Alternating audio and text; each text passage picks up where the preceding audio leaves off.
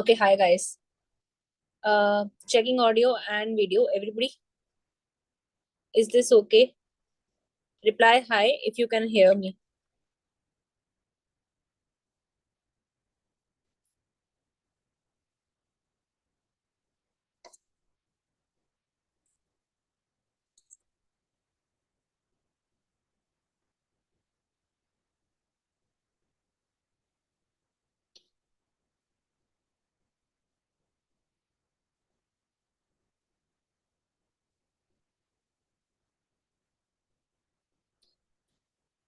So hi guys.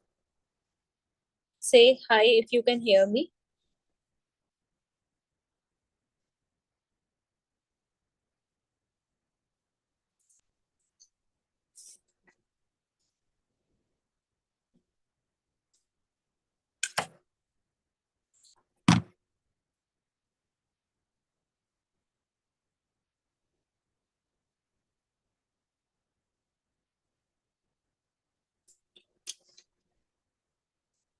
Shall we start the quiz, guys? Yes. Everybody there? Yes.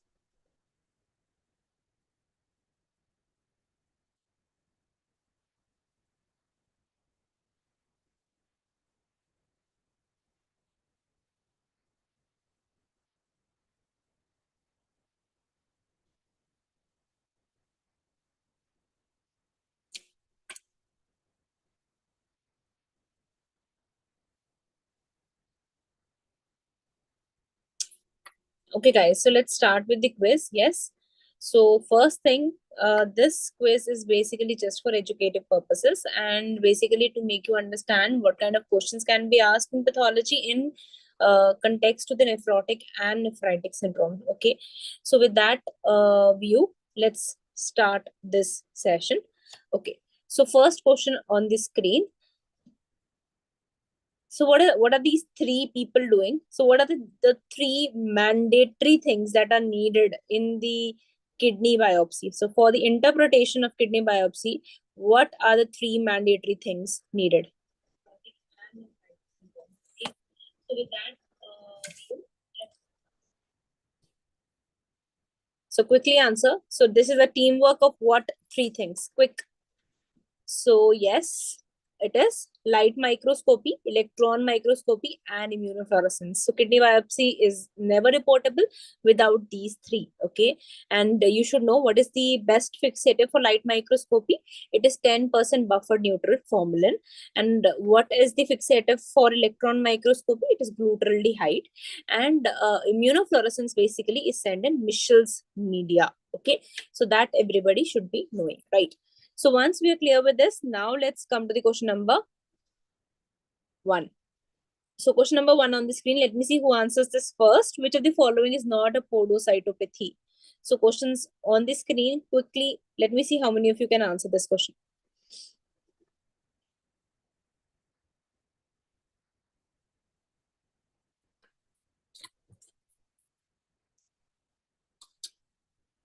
So quick, let me see how many of you can answer this.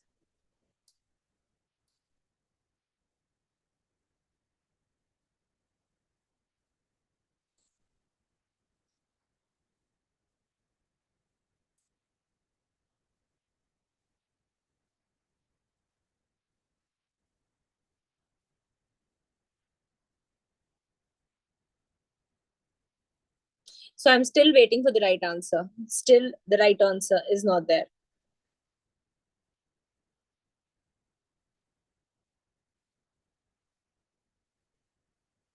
Okay. So now I'll tell you the answer. What do you understand with the term podocytopathy? Whenever something damages the podocytes, it is called podocytopathy. Okay.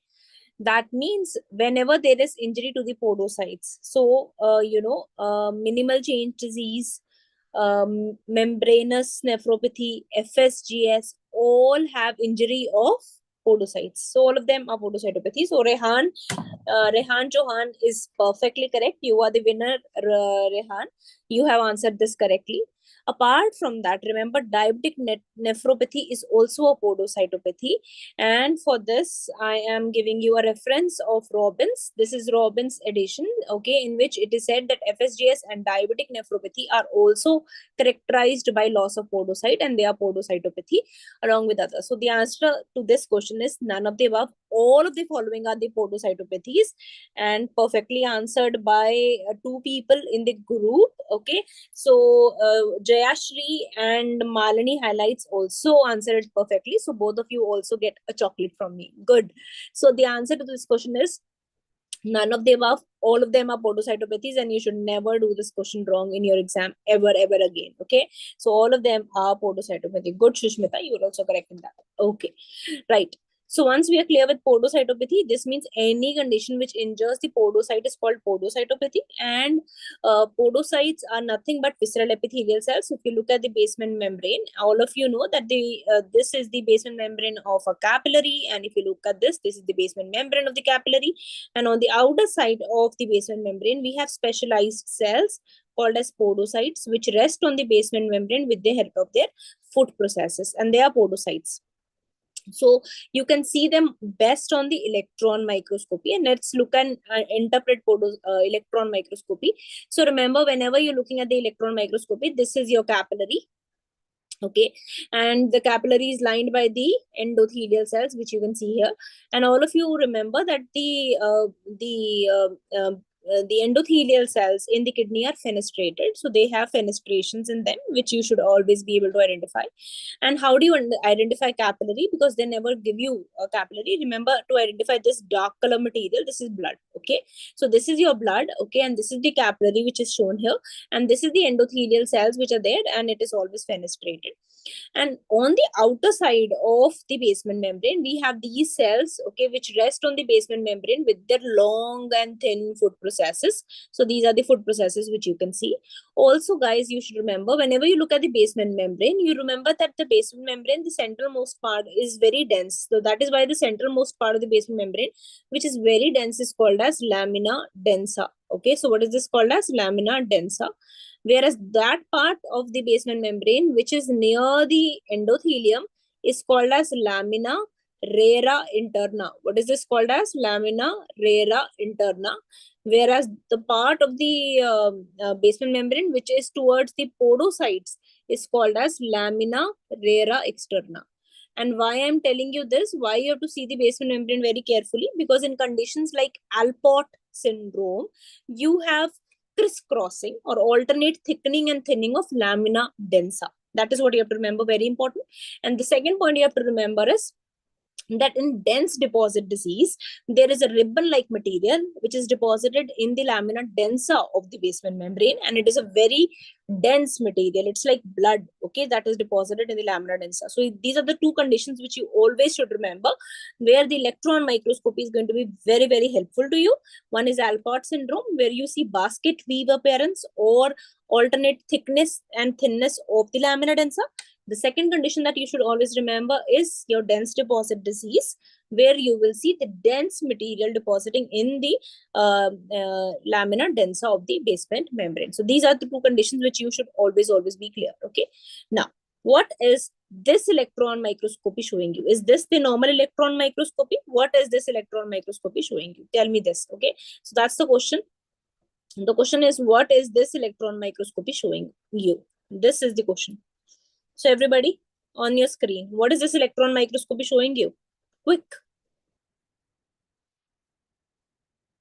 Come on guys, tell me, what is this electron microscopy showing you? Anybody who's going to tell me this answer too? So what is this dark material in the center? This is blood. Perfect. Everybody is correct. So what is this? This is your basement membrane. This is also correct. This is your basement membrane. What is this material here? This is the endothelium. Okay, so it is fenestrated. You can see here. But what do you see here is on the outer part, here you can see that the podocytes should be long and thin. But here what has happened to the podocytes? So they have become flattened. They have become flattened, isn't it? So they have become flattened. So these podocytes which you see here are no more long and thin. They have become flattened. So what is this called as?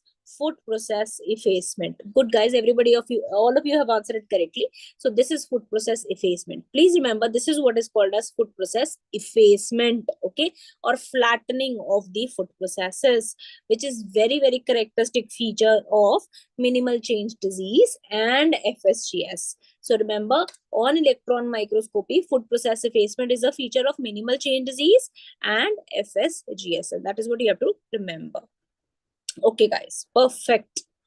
Okay, so let's come to the light microscopy now. I told you kidney is a teamwork. So this is a light microscopy now. So who's going to tell me what do you see in this light microscopy? Everybody, is everybody clear with this? So what do you see in this light microscopy? So what catches your eye here? Very good, everybody. You have answered it correctly. Varshini and Sarvesh are first. So what do you see here? These are the capillaries which you can see here.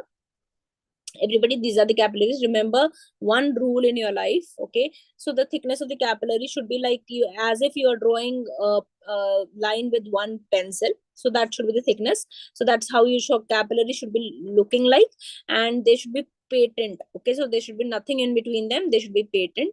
So these are normal capillaries. So whenever as an undergraduate you look at the base glomerulus, look at the capillaries, okay, capillaries are patent and the lining is only thickened by one, it is only one line thick, okay? So that's a normal capillary wall thickness, okay? The second thing that you should see is this is the Bowman capsule, and you should identify these cells here.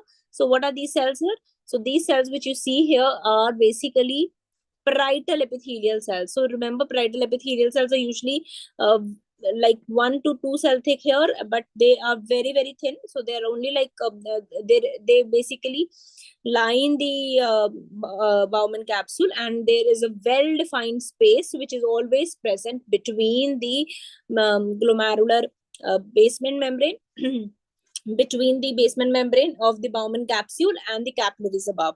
So this space is called Bowman space, and you should always look at that as an undergraduate. You should always look at that this space is patent, okay? Why? Because if there is a proliferation of parietal epithelial cells and they start proliferating, this is what is called as a crescent, okay? So this is what is called as a crescent. So if somebody says what is a crescent, it is nothing but a proliferation of parietal epithelial cells predominantly. Obviously, other cells are also there, but predominant proliferation of parietal epithelial cells are occurring in crescent, okay? Now that's the second thing that you have to understand here. The third thing that you have to see here is this pink material in between the capillaries. So this pink material in between the capillaries is mesangium, okay? So you look at this mesangial, normally so whenever you look at the mesangial cells, there should be less than 3 mesangial cells, or you can see this is how the normal mesangial cells should look like. They should not be excessively proliferating, okay? So whenever as an undergraduate you're looking at a question of basement of the glomerulus, always look at 3 points. Always look at 3 points, and they will always give you the answer. One is your Bowman space intact? That means, is your parietal cells intactly seen and there is a Bowman space which is present? Yes, those, so there is no crescent. Second, is your capillary are your capillaries patent? Yes, there are patent capillaries. So there is, whenever there are patent capillaries, then that means there are some conditions which are out, which we'll be discussing later. And third is mesangial. So mesangial cells are not excessively proliferating, because the mesangial cells proliferate excessively in certain conditions like mesangioproliferative glomerulonephritis, which is the other name of IgA nephropathy, and mesangiocapillary glomerulonephritis, which is the other name of MPGN. Okay, so that is how you have to understand that, okay, mesangial cells are not proliferating, and that is what you have to see very importantly. Okay, so these are the 3 things you should see. Now let's come to the question. Okay, so that's the basic, which is clear for everybody. Now let's come to the question. So you have to identify glomerular number 1 and glomerular number 2. Please identify the differences between glomerular number 1 and glomerular number 2 and identify the diagnosis. That's the question for you. So the question, the screen shows you 2 glomeruli, 1 and 2. What is the difference between both of them? You have to tell me that. Quick. Let me see how many of you answer this first. Okay. So quick, what is the difference between glomerular number 1 and glomerular number 2?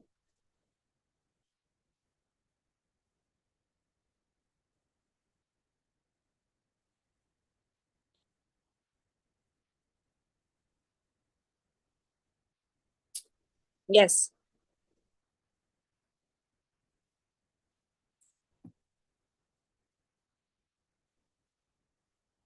So Ishan, your finding is absolutely correct and I appreciate your finding. Very, very good. So guys, number one, 3 points that you have to see. Go by 3 points. Number one, क्या दिख रहा है यहाँ पे? Your parietal epithelial cells are intact. Your Bowman space is perfectly there. So there is no crescent out. Your capillary tufts are patent. So there is no proliferation. So that is also okay. There is no mesangial proliferation, nothing. So whenever the glomerulus looks perfectly normal like this, it is probably a case of minimal change disease, because minimal change disease doesn't have any finding on the light microscopy. Done. So minimal change disease. Up second पे आ जाते हैं. Look at the second. First thing that catches your eye is the Bowman space. It is intact. Okay, so you can see intact parietal epithelial cells. So Bowman space is very, very intact, and you can see this perfect Bowman space. No problem in that. So yes, there is no crescent. Second, look at the capillary tuft. So capillary tufts are very, very prominently seen. There is nothing obstructing them. So capillary loops are patent. So no problem. Khatam. Coming to the third thing here is what catches your eye is, but the capillary loops are patent, but the thickness of the capillary loop is increased. All the capillary loops are uniformly thickened. That's what catches your eye. So all the capillary loops are uniformly thickened. Now, some of you are saying this is mesangium. Mesangium ऐसा नहीं होता है. It doesn't grow so uniformly. I'll show you a picture of mesangium. Okay, I'll show you a picture of mesangium here. Where I've kept it. Yeah. Look at this. This is how a mesangium looks like. Okay. So if there is a mesangial hyperplasia, it will come like this. Okay. So some capillaries will be normal. Most of the capillaries will be normal. And in between some capillaries, you will see this pinkish color material. Okay. So look at the thickness of the capillaries. It's perfectly normal. Okay. So look at the thickness of the capillary. It is perfectly normal. So when your capillary thickness is normal, okay, but your mesangium is only increasing. So this is what is mesangial. Okay. So capillaries are perfectly fine here, but mesangium is increasing. So that is mesangioproliferation. So this is what is mesangioproliferation, because here only mesangium is proliferating and nothing is happening to the capillary loops. So nothing is happening to the capillary loops, only the mesangium is proliferating. So this is mesangioproliferative glomerulonephritis, which is the other name for IgA nephropathy. ठीक है ना? So this is your IgA nephropathy. But the image that we discussed right away, let's come back to the image which we discussed right away, was this. So this was the image. Now, what do you think? Is this a mesangial increase, or is the capillary basement membrane extensively thickened? So what do you think is the answer to this question? Is this mesangial increase, or are all the capillary loops thickened? So quick, come on, answer. Very good. So you can see here, so all the capillary loops are uniformly thickened here. So this is what is called as capillary basement membrane thickness. Okay, very good, Hari. Perfect. So whenever you see this, that is, there is no increase in the mesangium, there is only thickness of the capillary loops are thickened. This is very, very typical of membranous nephropathy. This is very, very thick, very, very characteristic of membranous nephropathy. ठीक है बच्चा लोग, तो ये है membranous nephropathy. Is everybody clear with this? You should never ever do this question wrong again. If you do wrong, I will beat you. Okay. So you should never ever do this question wrong, guys. This is membranous nephropathy. Okay. Perfect. I hope everybody has understood this and you will not do this question wrong ever again. Yes. So that is your membranous nephropathy, which everybody should be super clear, right? Perfect. Now the question is, why does this happen in membranous? Okay, what happens in membranous nephropathy? So the problem in membranous nephropathy is of immune complex. So what happens? I'm going to just draw it for you guys. Okay. Okay, so let me see. Okay, yeah. Let me draw it for you guys. So what happens in membranous nephropathy is, this is your basement membrane and this is your endothelium. Okay, so what happens is the immune complex comes and deposits here. Okay, so this is your, you tell me which is this place. This is your podocytes. Okay, so podocytes are going to sit here, right? So in between like this, the podocytes are going to stick here. Okay. So now this immune complexes come and deposit between the basement membrane, okay, and the podocytes. Which are also called as visceral epithelial cells, okay, which are visceral epithelial cells, okay. So that is what you have to remember, right? So that is what, thank you, Rohit. Thank you so much. Thank you for messaging that. God bless you guys. Okay, do very well in your life and congratulations again, right? So if you look at this, so again, guys, so there is a, what do you see here? So there is a food process, there is a immune complex which is depositing between the basement membrane and your podocyte. So this location is what is called as subepithelial deposit. What is this location called as? Subepithelial deposit. Okay. So this is your subepithelial deposit, which you can see here. So this is your subepithelial deposit, which everybody should be super clear with, right? Now, once you are clear with this, remember what is going to happen right now is that, see, there is a basement membrane and podocytes which are sitting like this. Okay. So in between them, somebody's coming. So podocytes do not like this and basement membrane doesn't know, because basement membrane knows now what is going to happen. Because of this deposit, the podocytes who was just sticking to the basement membrane with their food processes are going to fall off. And that is why membranous nephropathy is called as podocytopathy. Kyunki these podocytes will not be able to sustain, they will not be able to stick to the basement membrane now, because there is something which has come in between. So to combat this, the basement membrane says, okay, I will have to do something. The basement membrane starts proliferating. And this basement membrane, when it starts proliferating at places, somewhere you can see that it's just started to proliferate, and then it is called as spikes. And at some places, it has completely formed a dome so that podocytes have a surface to stick to them, okay? And this is called dome. So this spike and dome pattern appears. So the question is, spike and dome pattern in membranous nephropathy is because of immune complex or because of proliferation of the basement membrane?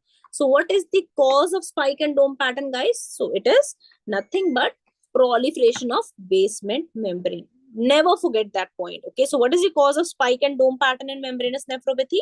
It is proliferation of basement membrane. Is everybody clear? So remember, it is a romance between the basement membrane and the visceral epithelial cells. They do not want to get separated. Okay. So, and if somebody wants to get them separated, basement membrane is not going to leave. Okay. So he is a boyfriend. He's not going to leave his girlfriend like that. Okay. He's going to say, no, I will not leave you. So he will proliferate and somehow reach his girlfriend. Okay. So that's the point that you should always remember. That's the story of membranous nephropathy. Okay, guys. Okay. Now, so if you put a silver stain, so this spike and dome pattern you cannot see with naked eye. Okay. So if you're just putting your H&E stain, you can't see this spike and dome pattern. You will only see thickened basement membranes like this.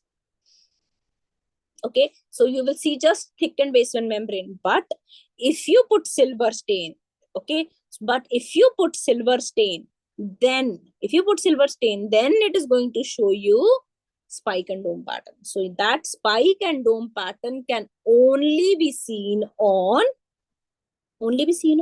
silver stain or PA stain. Okay, so that is a stain which can identify basement membrane. So if you ever use a stain to identify basement membrane, then only you can see a spike and dome pattern. Okay, so let me show you a stain here. Okay, so let's come to the stain now. So what is the stain, guys? What is the color of the stain? First, identify the color of the stain. So this is which color stain? Black color stain. So this is a silver stain. Okay, so this is a silver stain. And this is silver methamine stain. Okay, so this is silver methamine stain. Okay, so this is Gomori silver methamine stain.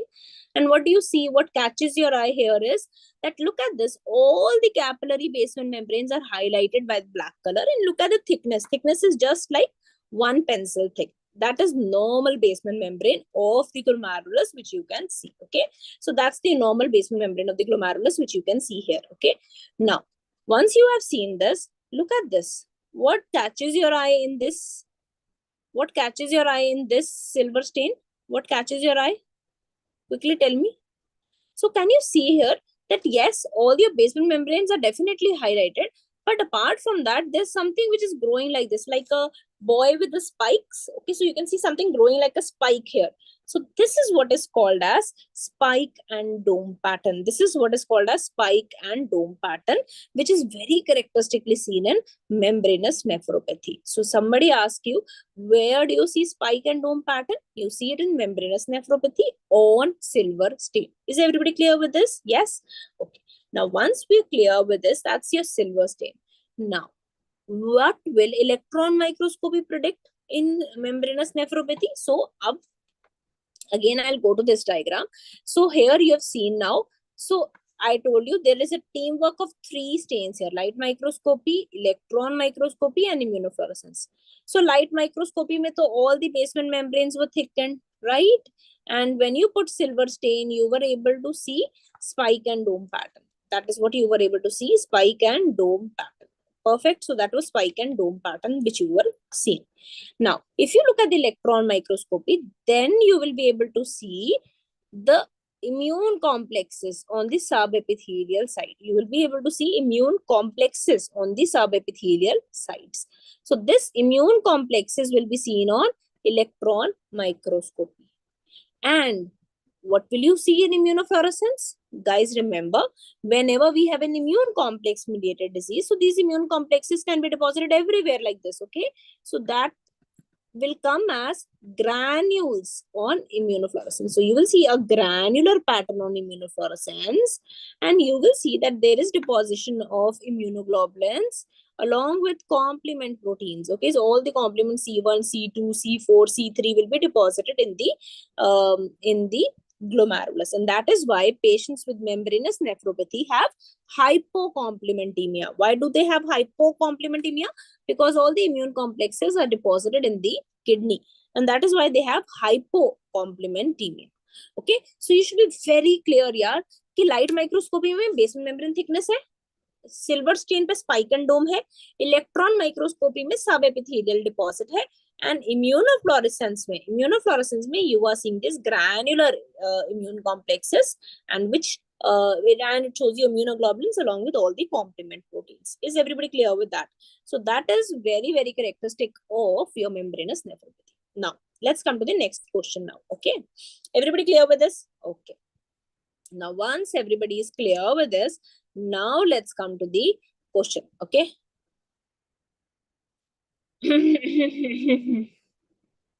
Okay. So let's come to the next question here. Okay. Okay. So again, 2 images on the screen. Okay. So there are 2 images on the screen.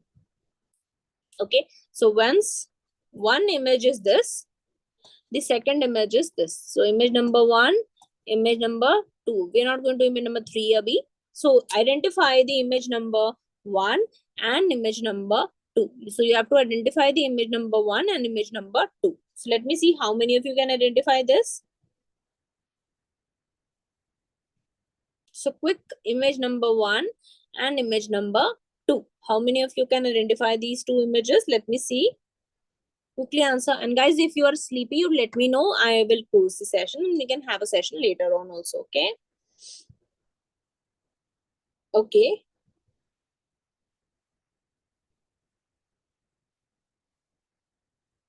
Okay.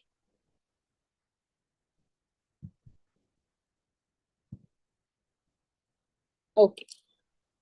Okay. So first coming to the image number 1. Okay.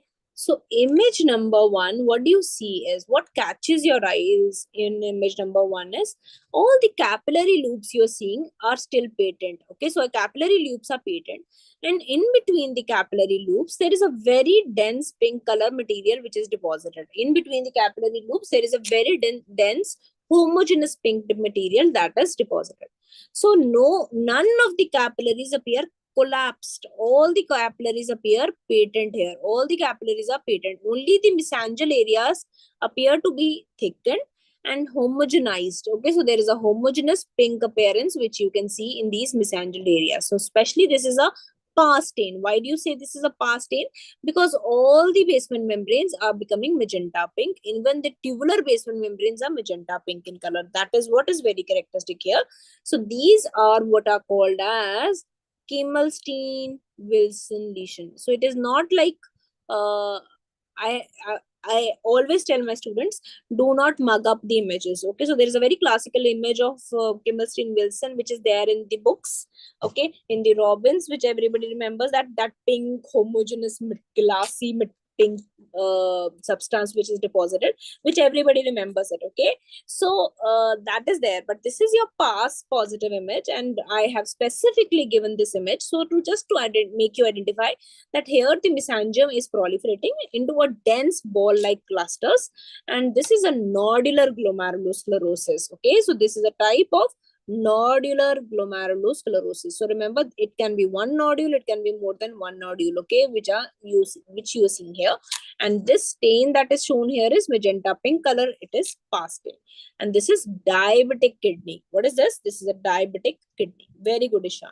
Whereas if you look at the image number 2, what catches your eye is, so here you can see that here everything, first thing that you have to see is that this is the Bowman capsule here, and you're seeing that there is some collapse, some constriction, or some homogenization of pink material is deposited, and it is attached to the Bowman capsule. So this is basically sclerosed. It is a sclerosed area where many capillary loops are lost. Okay, some capillary loops are patent, but many of them are lost, and along with that there are some foamy cells also in between them, and it is attached to the Bowman capsule.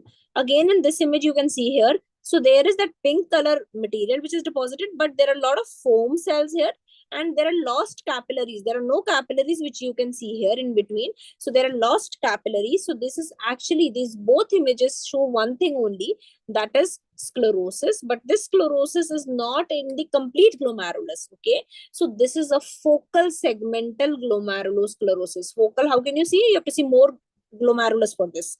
Focal means when less than 50% glomeruli are involved, and segmental means in one glomerulus a segment is involved. Okay, so this is a segmental glomerulosclerosis, and if I am saying that we are seeing more than one more glomerulus and less than 50% of the glomerulus is involved, then it is focal segmental glomerulosclerosis. Then it is FSGS. Remember, FSGS is a sclerosis. So because of sclerosis, there is basically collapse of the capillaries, and there is a lot of foam cells also which can come in between, and it is usually attached to the Bowman capsule. So in diabetic kidney, see, the Bowman space is well intact. There is nothing happening to the Bowman space here. So Bowman space is intact. Okay, so that should catch your eyes, everybody. So do not confuse. So these are the two images which students usually confuse in the exam. So I've given these two images together so that you can see them and remember them always. So diabetic kidney, only mesangium gets hypertrophied, okay, and it is usually in a form of nodules which are glycogen rich, so they are very strongly PAS positive. Whereas in FSGS, what do you see is that there is focal segmental glomerulosclerosis. So this is the image, shows you segmental glomerulosclerosis with collapse of the capillaries and foam cells which are there. Okay, right, guys? So everybody clear with this? Yes, everybody, are you clear with these two images? Yes. Okay, so look at this. This is the second image that we need. So I am seeing more than one glomeruli now. I am seeing 3 glomeruli, and in these 3 glomeruli, one glomerulus is showing you segmental sclerosis. So this is what is called focal. Less than 50% of the glomeruli, segmental part of the glomerulus is showing sclerosis. So this is what is called as focal segmental glomerulosclerosis. And please remember, the gene which has been recently defined with this is ApoL1, usually seen in the African patients. Okay, so in African patient, there is a polymorphism in the ApoL1 gene. So this is a polymorphism which is present in FSGS, which you should remember. Okay, right. Okay, so question for you now. So all of you are clear with the silver stains now. So let me see how many of you can identify this silver stain now. Okay, so question for you guys quickly.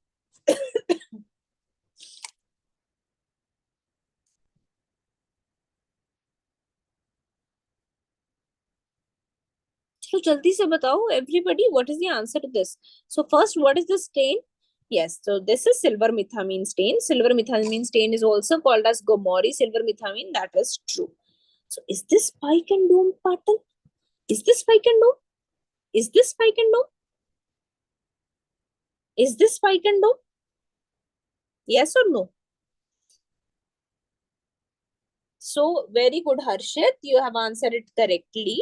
So is this spike and dome? First thing is this pattern correct? Is the image correct? So you understand the image very correctly. So good, Nilima, you are also correct. So this is not spike and dome. I showed you spike and dome. You remember that spikes coming out. It is not spike and dome, right? So what is this pattern?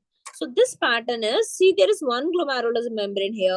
There is one more capillary basement membrane which is formed.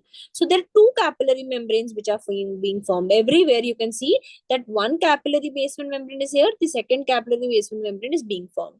Again, you see one is here and the other one is here. Okay. So this is the second basement membrane. So this is double basement membrane appearance, or this is also called as tram track appearance. What is this called as? Tram track appearance. So this appearance is tram track appearance. It is not spike and dome. Okay. So yes, so this stain highlights basement membrane and it highlights double basement membrane, which is very characteristic of MPGN. So earlier we had two type of MPGN, 1 and 2. Okay, type 1 is now just called as MPGN because type 2 MPGN is now basically it is called dense deposit disease and it is a part of C3 glomerulopathies. Okay, so it's a part of C3 glomerulopathies, right, guys? So the answer to this question is B. So all of you who answered B get a chocolate from me, right? So chocolate for everybody who answered B, right? Perfect, guys. Okay. So remember, this is another pattern. So everybody, are you clear with this? This is the normal silver stain. This is what is spike and dome pattern, which is seen in membranous nephropathy. And the third pattern, which I just showed you, is tram track appearance or double basement membrane appearance, which is seen in MPGN. Again, why does MPGN has tram track appearance? Always question yourself why, and then you will get the answer to everything. So what happens in MPGN, guys? So again, this is the capillary basement membrane. This is your endothelium, okay? And these are nicely sitting podocytes outside, okay? So all of you know, MPGN is not a podocytopathy. Nothing happens between the romance of the basement membrane and podocyte. The romance continues. Nothing happens. So here, immune complex is deposited here, okay? So what is this location? So this is below the endothelium, okay? So somehow the immune complex deposits here in the subendothelial location, okay? Now what happens is, so just outside the capillaries, we have a lot of mesangial cells which are sitting, which are also the modified macrophages. So these macrophages says, how can somebody come in my area and sit here in just below the basement membrane? I am not going to tolerate this. So these mesangial cells start proliferating. Okay, so they start proliferating to eat up this immune complex. So they start proliferating to eat up this immune complex. Okay. So whenever these mesangial cells start proliferating to eat this immune complex, they cause splitting of the basement membrane. Okay. So they basically insinuate. So because these, mesangial cells don't have pincer grasp, they can't pick up the immune complex like this. Okay. So whenever they are trying to eat up this immune complex, they insinuate between the basement membranes and cause splitting of the basement membrane, and that is what causes double basement membrane appearance or tram track appearance. So tram track appearance is because of splitting of the basement membrane because of mesangial cell interposition. Mesangial cells can come there and they cause splitting of the basement membrane. So that point should be very clear to everybody. Is everybody clear with this point? Yes. So that is your subendothelial deposits and tram track appearance, which everybody should be super clear, right? Okay, so what do you see on the light microscopy, electron microscopy, and immunofluorescence of MPGN? When I say MPGN, I just mean MPGN type 1. Okay, so on light microscopy, you can see so many mesangial cells are coming like this in round circles to eat up the immune complex. So this is what is called as lobular accentuation of the glomeruli. Whole glomeruli appears as if the mesangial cells are proliferating and coming inside. Okay, so this is lobular accentuation of the glomeruli. So whole of the glomeruli turns into lobules. And if somebody asks you what is proliferating here, obviously mesangial cells are proliferating in number one. Number two, because the basement membrane is getting split, so it also appears thickened. So that is why MPGN is also called as, it's a component of two things, mesangial cell proliferation and capillary basement membrane thickening. That is why this is also called as mesangio-capillary glomerulonephritis. Okay, because there is mesangial cell proliferation and basement membrane splitting. So that is why mesangio-capillary glomerulonephritis. Okay, so yeah, mesangial cells also proliferate and capillaries also get thickened. That is mesangiocapillary. So along with the capillary thickening, if you see mesangial proliferation also, then you should think of MPGN, right? And it usually appears as lobular accentuation of glomeruli. Okay. Now, if you do silver stain here, everybody knows what will you see? Tram track appearance. Okay. Now, if you do electron microscopy, what will you see? You will see subendothelial deposits. And if you see immunofluorescence, obviously it is also an immune complex. So you will see granular deposit and deposition of IgG and all the complements. So this also presents with hypocomplementemia, and immunofluorescence of membranous nephropathy and MPGN is absolutely same. It's granular immunofluorescence. Okay, so you should have granular immunofluorescence in both of them. Right, guys? So that's very, very typical of this. Okay, guys. Now let's go to the next question. Okay. So what is this image showing you? It is showing you that whole of the glomerulus is changed into lobules. So this is what is called as lobular accentuation of glomeruli, which is seen in MPGN. And there is proliferation of the mesangial cells, which you can see here very nicely, along with the capillary proliferations. Okay. And this is your double basement membrane, which is seen in MPGN. And look at this. This is your electron microscopy. So let us see. This was a question which was asked in INICT1. So let me ask you this. What do you see? What is this dark color material here? This is your blood. And just like blood-like material is deposited, this is the capillary loop, which you can see here. This is the capillary aya. And just like blood, the material is deposited here. That is just below the endothelium. So what is this? Subendothelial deposits, isn't it? So this is your subendothelial deposits, which you can see here. Everybody clear with this? So that is very typical of MPGN. Okay, next spotter for you is, what is this? Chalo jaldi se batao, what is this? So again, blood-like material deposited all over the basement membrane like this. Okay, so this is what is called as dense deposit disease. So I told you, where is the deposition? Actually in the lamina densa of the basement membrane, and it is throughout the basement membrane that you can see this material. This is what is called as dense deposit disease, which is now a component of C3 glomerulopathies, right? Okay, perfect, guys. Okay. Okay, let's come to the next question. I think everybody is bored now. Yes, shall we close the session, guys? So Pravina gets full marks and Ishan also gets full marks. Good. So, yeah. Okay. So which glomerular disease is associated with alpha-1 antitrypsin deficiency? Quickly.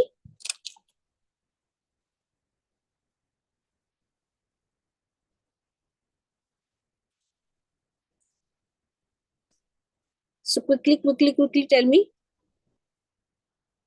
I'm waiting for your answers.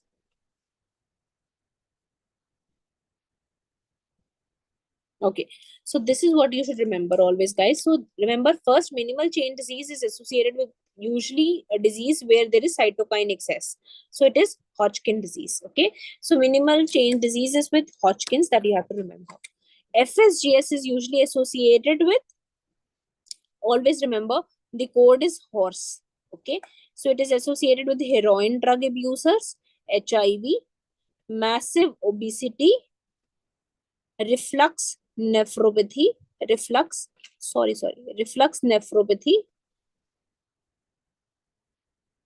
or sickle cell anemia. Okay, so these are the 4 important diseases that is associated with FSGS. Okay, and look at this. Now let's look at membranous and MPGN. So this is a chart that I have made, basically compiled for you.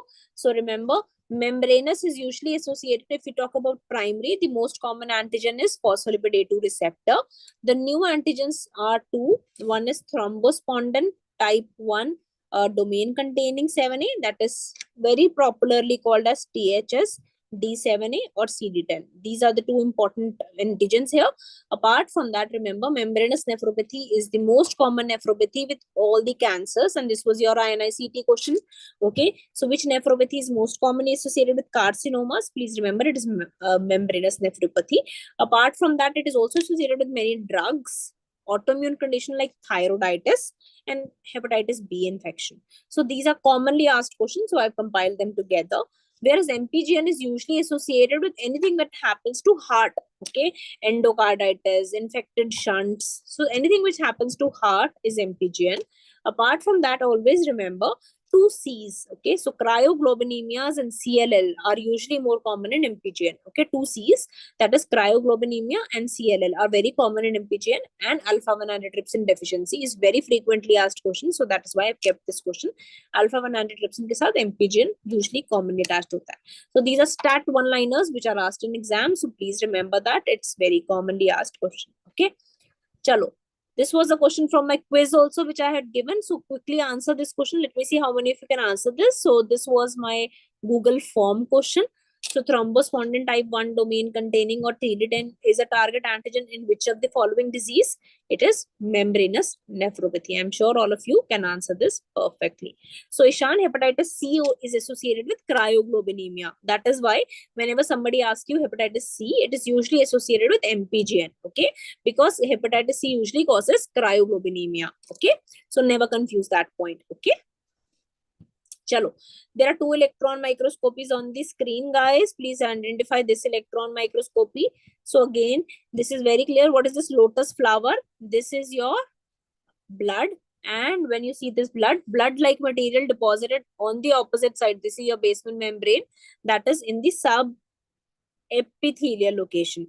So यहाँ पे क्या होगा? Food processes होंगे. Food processes और basement membrane के बीच में कुछ आया तो ये क्या बन जाएगा? Membranous nephropathy. So it is affecting the romance between the basement membrane and the podocyte. So this is a podocytopathy. Okay, so remember, this is a subepithelial deposit and usually very classically seen in membranous nephropathy, because these deposits are so many and they form like a membrane over they are trying to form a membrane over the basement membrane. That is why this is called as membranous nephropathy. Okay, so it is towards the membrane, that is, it is towards the subepithelium. Okay, that is why it tries to form a membrane, इसलिए इसको membranous nephropathy बोलते हैं. Whereas look at this immune complex here. So just like blood material is seen in the just below the endothelium. So this is subendothelial deposit. Please remember, subendothelial deposits are very characteristic of MPGN. And we have just now seen, because of the subendothelial deposit, what is going to happen? Mesangial cells are going to get angry, they're going to eat it, and the basement membrane is going to get split. Okay, so these are two phenomena that you should be super clear with, right? Chalo guys. I hope you understand these two images. This is diffuse thickness of the basement membrane without increasing the mesangium. This is membranous nephropathy, and this is the electron microscopy showing you subepithelial deposits. So never do this wrong ever in your exams again, right? Okay, guys. So next question for you. Linear immunofluorescence is seen in. So till now, most of the diseases that we have seen are basically your granular immunofluorescence. Why? Because they are immune complex mediated disease. Linear immunofluorescence का मतलब क्या होता है? Linear means when whole of the basement membrane is shining. This can happen only when there is an antibody against the basement membrane. Then only we can get a linear immunofluorescence. You know, so I hope everybody knows. So whenever I talk about RPGN, I have three type of RPGN: type 1, type 2, and type 3. Very good, guys. So type 1 is anti-GBM disease. Type 1 is anti-GBM disease. Type 2 is because of immune complex, and type 3 is due to quasi-immune. Okay. So whenever the antibodies against the basement membrane, so whole of the basement membrane is going to shine, and it is going to cause a linear immunofluorescence. Okay. Also remember, whenever these anti-GBM antibodies, they target the lung basement membrane also, then it is called as good pasture syndrome. Perfect guys. ठीक है. Immune complex मतलब कोई भी immune complex related disease हो जाए जिसके कारण RPGM हो जाए. So it can be PSGN, it can be FSGS, it can be any immune complex SLE, any immune complex disease that damages the basement membrane. And POSI immune is because of ANCA, anti-neutrophilic cytoplasmic antibodies. And what do these antibodies do? What is the characteristic feature of these three antibodies? The hallmark of these three antibodies is that they will go and damage the basement membrane. That's the hallmark here.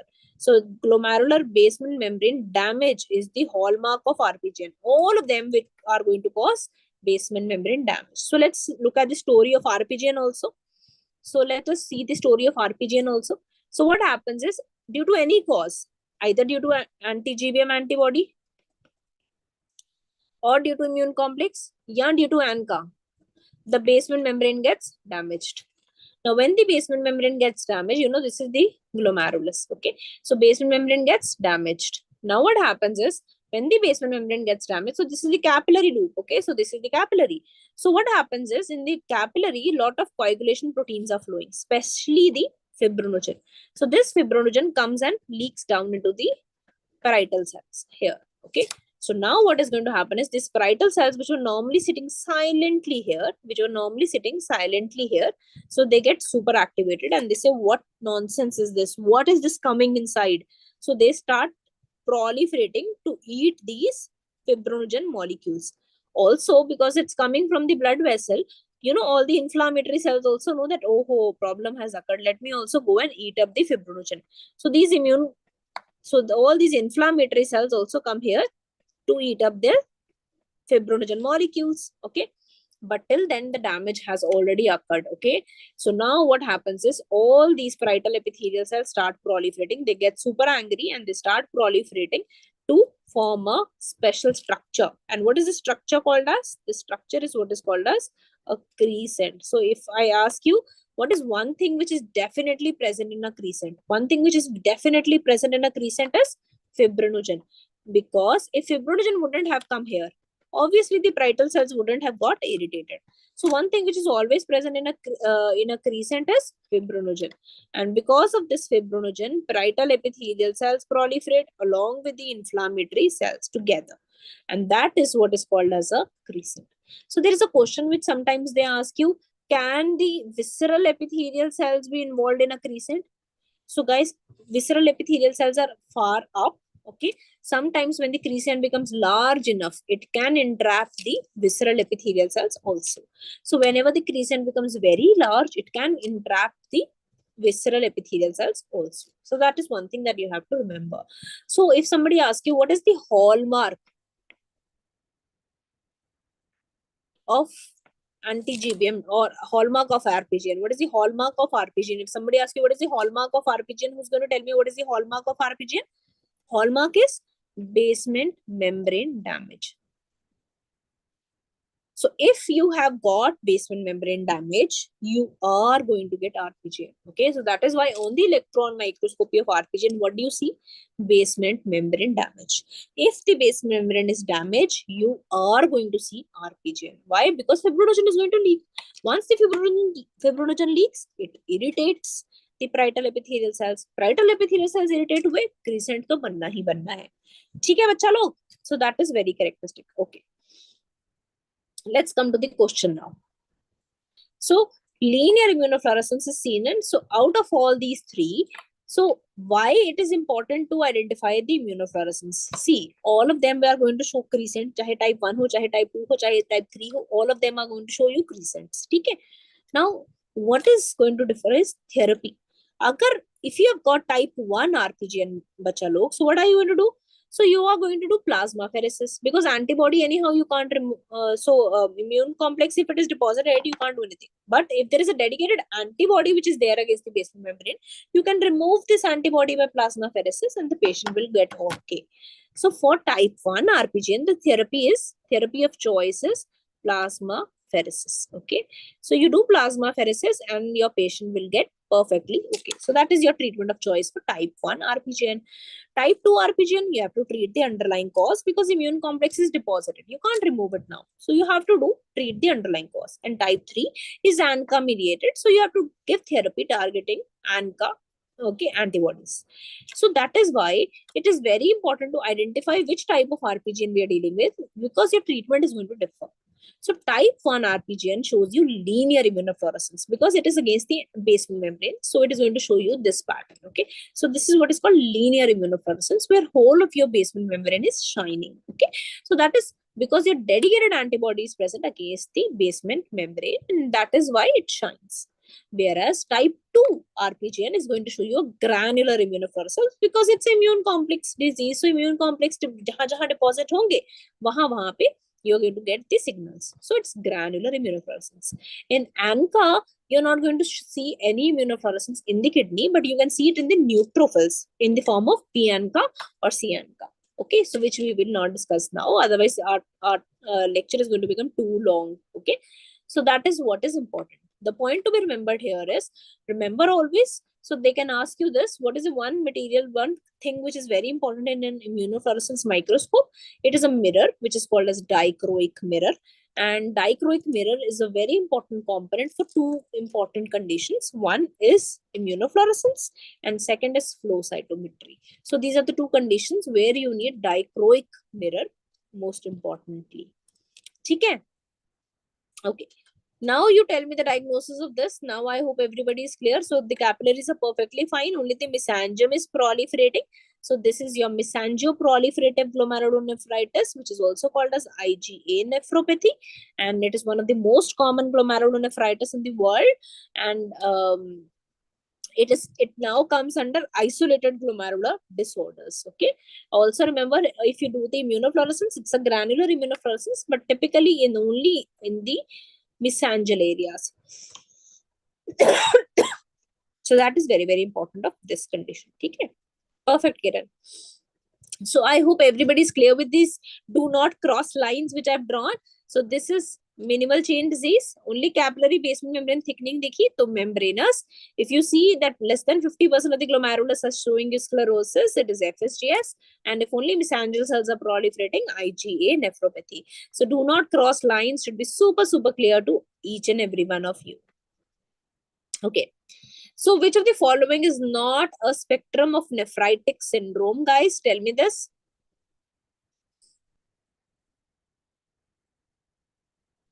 Chalo, jaldi se batao. So, jaldi se batao, we are going to close the session. It's going to go, otherwise the session will become very long and then you people are going to backlash me after that and you're going to beat me after that. Very good. Kiran Sai, you are first to answer. This is membranous nephropathy. You know, membranous is nephrotic and all others are nephritic. Most common glomerulonephritis in the world is IgA nephropathy. Most common glomerulonephritis in children is FSGS, which is also called as acute proliferative glomerulonephritis, and RPGN we have just discussed. Okay. Chalo, jaldi se batao. So which is one test which can do distinction between type 1, type 2 and type 3 RPGN? Quickly tell me which is one test which can distinct between type 1, 2 and 1 and 3 RPGN? So light microscopy? No, because on light microscopy, only thing that will catch your eyes is crescent. Everybody should be able to understand and identify crescent. That can you see there's no Bowman space now? So parietal cells have completely proliferated till the top. So this is a crescent. So definitely a light microscopy is going to show you crescent. So you cannot differentiate. Electron microscopy can differentiate very rarely if you can see the immune complexes, but not much. But yes, immunofluorescence is the diagnosis of choice. Very good. Type 1 is linear, type 2 is granular, and type 3, no pattern. Okay, guys.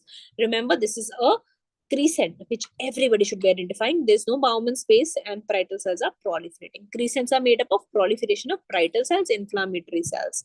Okay. And of course, the immune complex and fibrinogen. Okay. So which component is always present in a crescent? Jaldi se batao. If you do immunofluorescence against one component, which component it should be?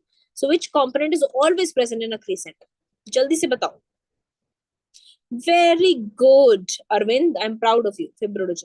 So fibrinogen is always present in a crescent. Okay, so that is what one thing that you have to always remember. Okay, so it's fibrinogen. Okay, so because basement membrane breaks and one thing which leaks there is your fibrinogen. So it's always present in a crescent. Okay, so this is a snapshot which you can keep it of all the glomerulonephritis and nephrotic syndrome together, guys. So revise it. This is what we have discussed till now, and it is a gist. Take a printout and stick it on the wall. It will help you in your exam because it's the gist of all the types of nephrotic and nephritic findings together. I'm sure it is going to help you in exam. And remember, in PSGN, you have transient hypocomplementemia, and one complement which never decreases in PSGN is C4. Please remember that point always, right? So that's the gist chart which is going to help you in your exams. And the last question of the night, after which we're going to finish this session. So the last question that they ask you, full house effect. What is full house effect, guys? So whenever you see all the immunoglobulins plus C3, C1q and fibrinogen together, it's called full house effect, and it is very classically seen in SLE. And with that, we end the session. Okay, I hope this session was useful to you and you will never forget the teamwork. Yes, so the teamwork of your kidney. Okay, so that is super important, and with that we finish the session. Bye guys, good night. And if you like the session, do comment on the session that if you like we can have more sessions like this, and if it was useful, do let me know either on my WhatsApp or on my Instagram. Lots and lots of love, and yes, teamwork is super important. Bye guys, good night, see you soon, and let me know if you want more such sessions. Signing off. Bye bye.